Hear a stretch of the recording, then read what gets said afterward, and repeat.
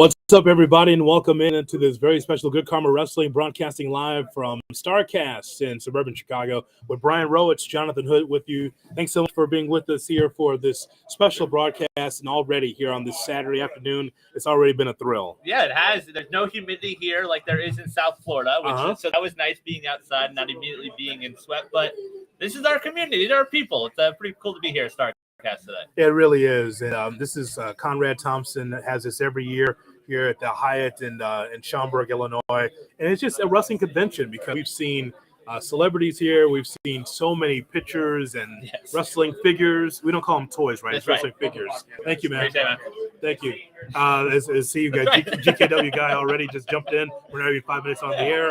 But a lot of figures here, a lot of wrestling figures, right? That's the thing. Like, it's crazy to see all these. Like, I've started to buy some for the kids a little bit. Not the collector ones, but I'm looking at the $10 ones that I can throw around. But you got Colt Cabana wrestling 7-year-old kids. You got Joey Janela telling Nick Wayne that he sucks. Like, it's just an environment to be here. It is quite the environment, Brian. And so, we saw that Demolition is here. Yeah.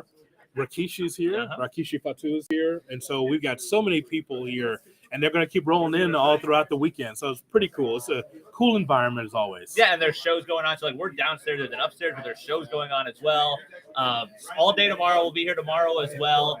There's just so much going on. I mean, there's a video game they're selling over there. Like, it is a lot to take in if you come out here to Chicago this weekend. I love the idea that you saw the bargain bin basement and thought, the bargain bin. Yes. $5 here, $10 there. So it's like, it's unbelievable. I got a $40 figure for my kids. So it's not a surprise there that you do that. Well, how about a little wrestling conversation? Not? Okay, so looking at Hershey, Pennsylvania, and looking at what happened on SmackDown. We got some bloodline in there for the first time in a couple of weeks. The bloodline storyline continues as we try to figure out who Jimmy Uso is now. Yes, we got extra M in the graphic. I saw that going around social. So I didn't catch that. But are we going to get anything out of that tonight, though, or is that just being pushed down the line? Like, I didn't feel like we're going to get any sort of resolution on that tonight. No, I just think that, look, when you've been doing this for 10 years, you want to continue to extend the storyline, right? And so the same thing here with this. It was good to see Jimmy Uso be able to do something. We saw Paul Heyman. We saw Solo Sikoa against AJ Styles. Man, it just shows you where AJ is in the pecking order right now. I like the match. Don't get me wrong. And I know that the bloodline is strong, but I mean, straight up, those two would be a really good matchup. Away from the storyline, imagine AJ Styles, as good as he is, against a young Solo Sikoa, what that would really look like. Yeah, that could be good stuff. I mean, you get to see the stuff.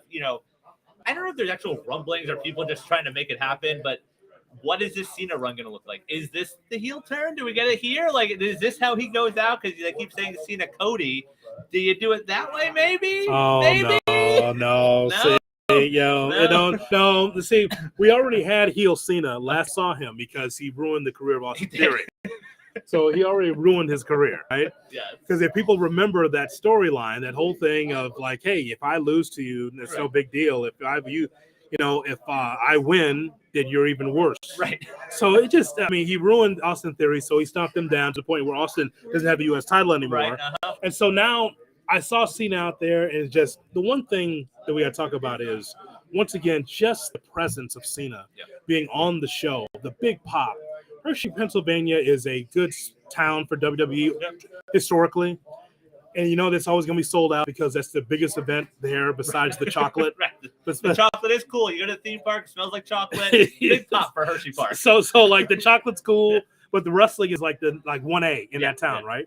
But to see Cena out there the way that he was able to get the crowd going, it's just amazing. He's been away, he comes, and then to say what he did to Jimmy Uso, right? I mean, if it wasn't for the storyline, Jimmy Uso would be the undercard guy. You're squashed right now. He said, "Is the other? What did he say? He says the wrong Uso quit. The wrong Uso quit." Right. Wow. Well, that's stiff for no reason. Right, but that's the thing. Now that you've got, I believe it's 2 months we get of him, like 2 pay-per-views, like they can actually build a story around Cena for the first time in a long time. Like the Theory one sort of felt rushed. We talked about a lot that it killed them.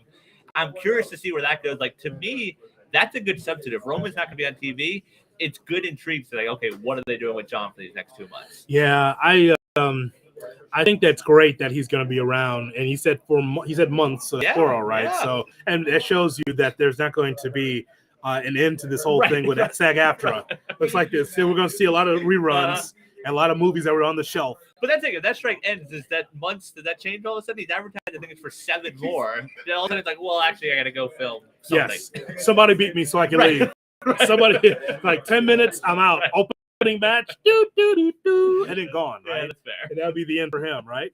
And I totally understand that too, man. So I love that he was there. I love that. But then the AA, so he just comes off the street and then he buries Jimmy Uso. And could have gone the other way. Huh? Yeah, I don't do that. I don't love that. But also on the flip side, like Cena's at the point where like he keeps losing. Like beating Cena isn't anything really special anymore. So it's weird. Like he sort of needs to get a win. I don't hope it's not at the expense of an Uso, but I don't know. There's just too much losing sometimes when it comes to him right now, which is weird to say when it comes. Well, think about it from this standpoint. You saw him for years and years and years win matches out of nowhere, right?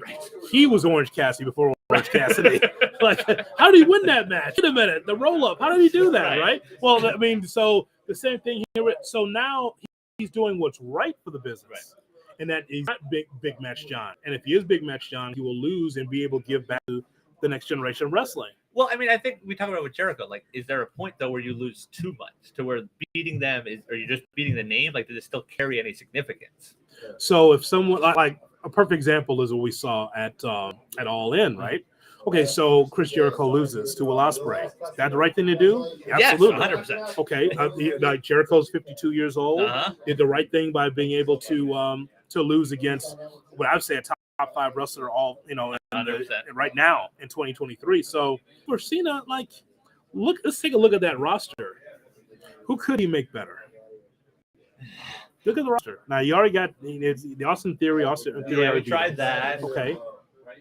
I mean, I keep LA Knight being thrown around. Like, does he need that? Like, that's a weird dynamic. Also, I saw him talking, praising him in the media. But like, I mean, it's what we talked about for the last month or so. Like, there's no like young stars there. Yes. Like, if anything, I believe I threw it out going into Mania. I don't know. I haven't called him up yet, but Braun. Like, there's something they're missing. There's a reason he's still in NXT. Yes. But Braun Breaker getting called up, looking the way he does, and then beating Cena, that does a lot for them. It does what it would have done if Rusev beat him at Mania. That's true. That's true. Because that's the thing I wonder. A guy that's in and out of the company should not be winning a whole bunch. Correct. I don't want him to take a title and then leave, Right. or have some big match and then just like disappear. Like, he's been honored enough. Yes. He's been honored enough. All he needs to do is be he's not in the Hall of Fame yet. No. Because he's still an active, semi-active wrestler. Okay, so, I mean, let's throw out your theory of LA Knight. Okay. So what does that look like for John? Because depending on what city that is, that's John as a heel. Right. And I don't think, even though John has heel tendencies, I don't know what that, if given the push to LA Knight, and if LA Knight takes on John Cena, that is babyface versus babyface, depending on where it is. Like, that's not in Philly, is it? That's not in. No. That's not in WrestleMania, is it? No, I don't think. Because is LA Knight still going to be what he is when we come around to WrestleMania? If they're not pushing him, like, I don't know, it's going to be the same thing. I want you to think about what Triple H and the guys in the back were thinking. Watching LA Knight against Miz and that promo battle. LA Knight is an A-. Yeah. He flubs a line every effing time. It's got to be smooth, man. No, and I bet you they looked at it in the back and go, not the guy. Of course. That's how they look at it. But like in AEW, like we talk about how it's real there. They're not, reading off a script. Like, they flip lines here and there. Like, I have no issue with that. I think he held his own this last month or so. Yeah. That's to me like the highlight today. As long as he gets a W, then I feel good about where they're going with him. I wonder, as we try to figure out where Cena's going, I'd like to know what's that's like. If he sticks his beak into the bloodline situation, like that still has to be long term. That can't be 7 weeks. Correct. That has to be long term. And I'm thinking, besides Roman, what is the key matchup with Cena against someone from the bloodline? Like who? Solo? Like this. That's the match, right? Him? Yeah, that would be a good bump for Solo. Yeah. Then Solo wins. Does he lose the match? He has to win. Okay. That's a good question. So, I mean, that's a whole thing there. Yeah, no, if he can get a win there, that would be pretty awesome. Because I think that would mean a lot for his career. Yeah. So, we're going to have a special guest here. I'm going to slide over. All right. A special guest. I think we're going to slide over. That's live TV, pal. Yeah, we're going to record over there also. Yep. Going to have a live show. And don't forget, every Thursday, 7 p.m. Eastern, 4 Pacific, we have our Good Karma Wrestling show And make sure that you hit that YouTube subscribe button, youtube.com. Look for Good Corner Wrestling there as well. That's right. That's where you find us every Thursday. That's where we're live, but we know it's 2023. Maybe you're not taking it in live. You take it in whenever you want. YouTube.com/@Good Karma Wrestling. I just love the idea that they haven't thrown us out yet. That they still have kept us in here. I think as a matter of fact, I think we're the only live show right now. I think so. And then I keep getting thrown off stupid time zones. My computer's still in Eastern time zone. Yeah, so. 2:33. Yeah, 2:33. Time zones. They're quite a concept. Well, What's the deal with? Would you like to vote up time zones? Yes. Okay. Let's be the same everywhere. Okay. Well, I mean, all right, but then what does that do for the airline industry? Would that be okay? Yeah, well, they'll figure it out. It's unbelievable. Nobody kicks the can down the road like Brian Rowitz. Like, I don't like it. What are you gonna do about it? They'll figure it out. Yeah, it's not my problem. It's unbelievable.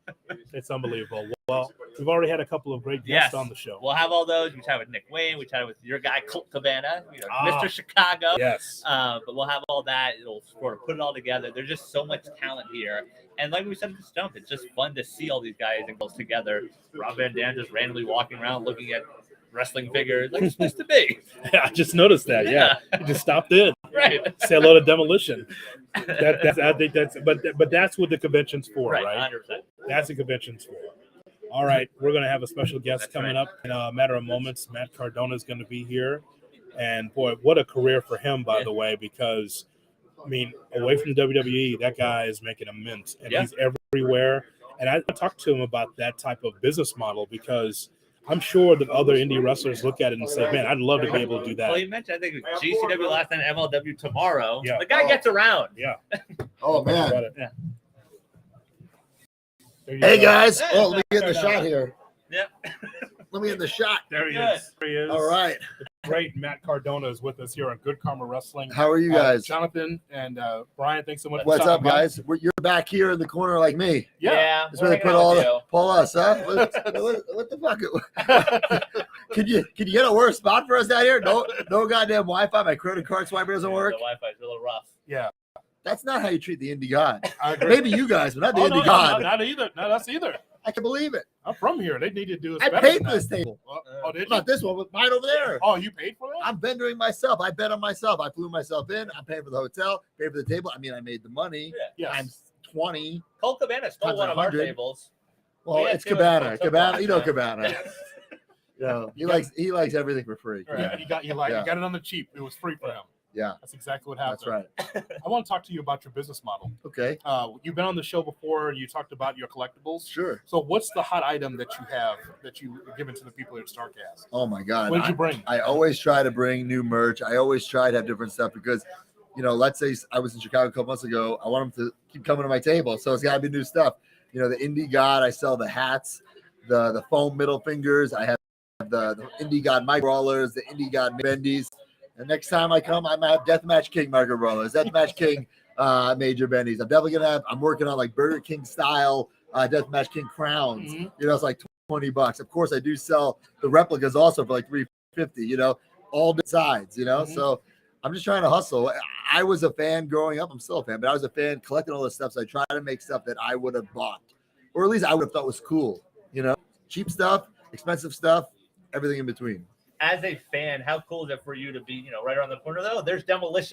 Like just being around them like this, how cool is that? Especially Demolition's cool because they're signed to my toy line, the perfect. big rubber guys. So it's cool, like, not only is it cool to in the same room as Demolition, but now the toys that I grew up loving, now I'm making them, getting guys like Demolition, Marty Jannetty we signed. So I love coming to these conventions and try to sign, these guys who aren't WWE deals. Listen, I mean, I'm making money off it too. You know what I'm saying? So I'm not. This isn't like a charity case, Yeah. But it's good business. The collectible business is booming. Mm-hmm. The wrestling business is booming. And if these guys are under exclusive deal, I think they should go out and make as much money as possible. It's always been said that if New York does well, then the whole wrestling business does well. Yeah. That's an old phrase from wrestling. So what do you think of the business right now? 2023, where we are right now. What do you think of it? It's unbelievable. I mean, WrestleMania. It's getting bigger and bigger. All in Wembley Stadium. Come on, over 80,000 people, right? It's nuts. It's the best time to be a wrestler, best time to be a wrestling fan.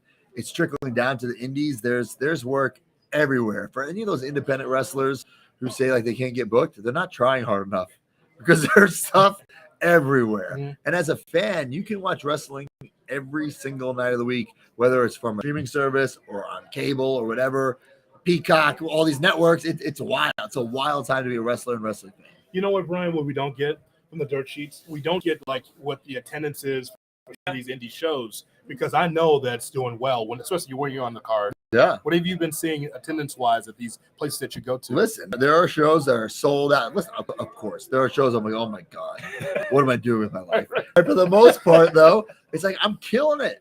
Like I'm having great matches. The fans are loving it. I'm killing at the merch table. Most times I'm making more money selling merch and meeting fans than I am on the shows, and I'm getting paid a lot. Okay, so like I'm making more money now than I ever made in WWE. I'm happier now than I ever was in WWE.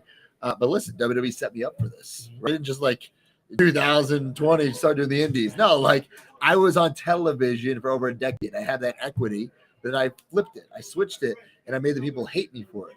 So it's all like what you do. You know, like everyone's in control of their own, character, persona, whatever. And I just chose to continue to be me, but make people hate that version of me. How many matches a month do you work? I mean, 2 to 3 shows a weekend times 4, so a decent amount. Then there's always exceptions. Like I'm going to Australia next month for like a whole week. And, Awesome. I wish I could say there's a weekend that I'm taking off, but there's not. Right. Could I? I guess. Like financially, I could, but I'm addicted to that buzz. You know what I'm saying? Every time I do something great, like I just at GCW Homecoming came out in the Ghostbusters Ecto One, we were the Deathmatch Busters, custom song by Downstate. I should have, could have taken a couple weeks off to recharge. Like I'm banged up, scarred up, sliced up, but you can't let that buzz die because someone else is gonna take it. Yeah. No one's gonna take my fucking buzz. Right. We have to congratulate him on being 1/4 of the WWE Women's Tag Team Champion. Well, it's actually one half of one half.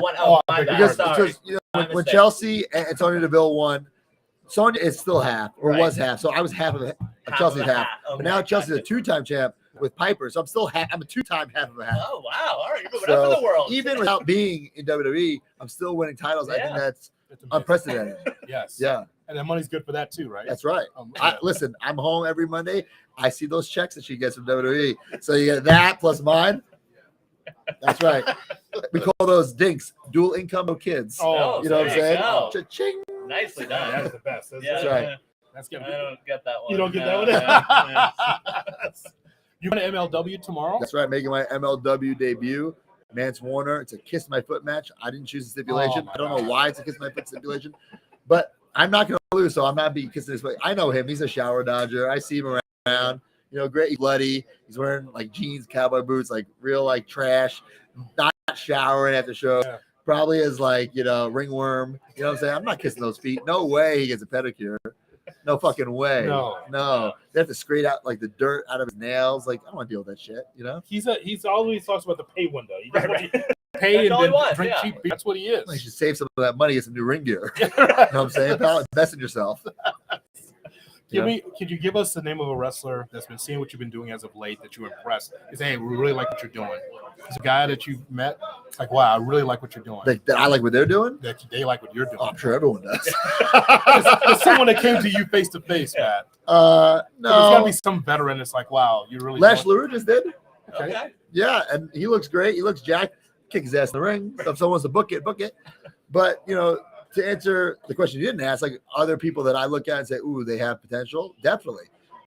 Jordan Oliver is definitely one of them.